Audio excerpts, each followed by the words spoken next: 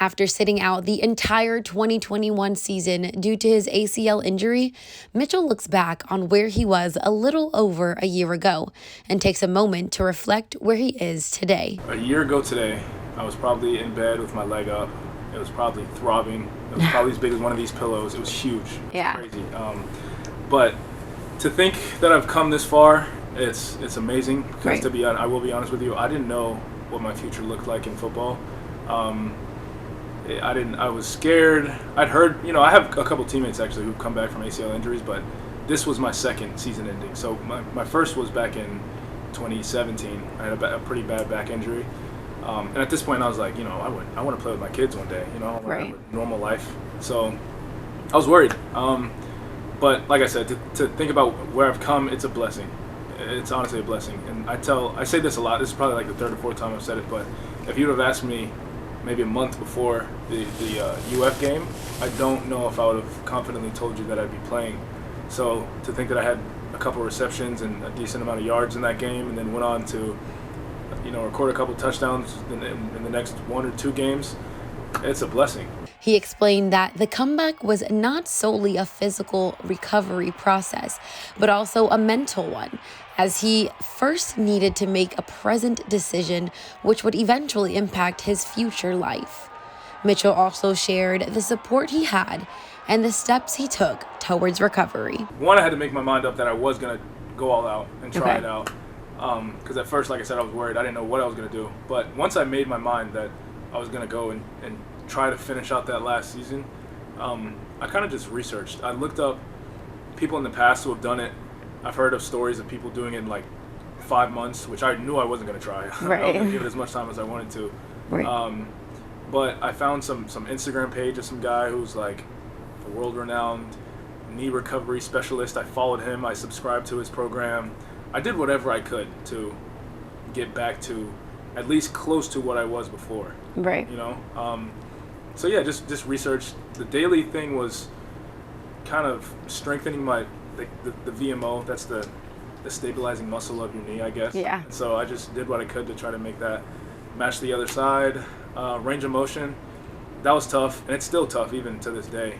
To try to get it fully flexed, and extension was tough for me, so I had to work on that a lot. But I mean, I had people to trust. I had Steve, who was our team physical therapist. I had Adam, I had Rudy, I had everybody. Dr. Ross, who did my surgeries, is a brilliant guy. So I mean, I didn't really have to do. It wasn't as much work as you might think. Have like a foundation like that. So, but also, like I said, I did put in a lot of my own time and efforts into getting back to where I am today. Switching positions, Mitchell started out as a wide receiver and returned as a tight end. I think about this a lot, actually. When I played wide receiver, I would say at least I was a million times faster than I am now. Because of the injury, range of motion issues, whatever the case may be. I thought I was much faster, much more explosive, and things weren't easy. They were a little easier being at that level of athleticism. Then things happen as they do. I tore my ACL and I've slowed down a little. I wouldn't say I second guess when I'm running, but there is, let's say, I guess we have to say there is a little bit of hesitation sometimes. To just either go up and make that play or full on explode or cut and things like that. It is a little different.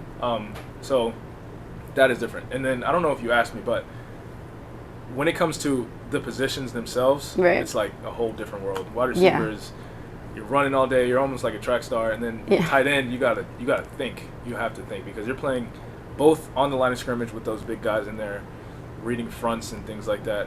But then you gotta pay attention to, okay, wait, am I supposed to go out on a pass this play? Am I supposed to be a part of the read? It's a lot. It is a lot. Some people say you're like the quarterback of the line of scrimmage. I don't want to take any credit from the O-line if they think they have whether the tackle, the guard, or the center is supposed to be the quarterback. This is what I've heard. But I agree, it's tough. So it's been some work to transition, but I mean, I'm here, and I appreciate the opportunity that I've been given, and I'm here, I'm back. Like I was talking about before. So yeah. Since his return, Mitchell has become the only player in 2021 to record 2 touchdown receptions in one game for a total of 60 yards.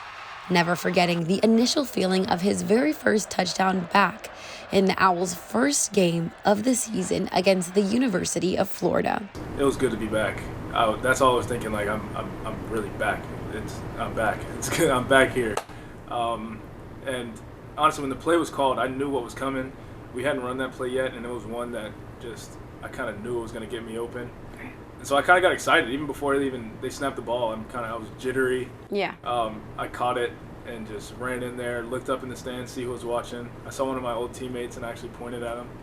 And it was a good feeling, you know. It was a good feeling. After, like you said, I was out 2020, and I got to, kind of step back and see my teammates from a different lens. They were all doing, they were traveling, they were celebrating on the sidelines and things like that, and I just kind of had to stand off to the side. But to be back in that zone, it was a great feeling.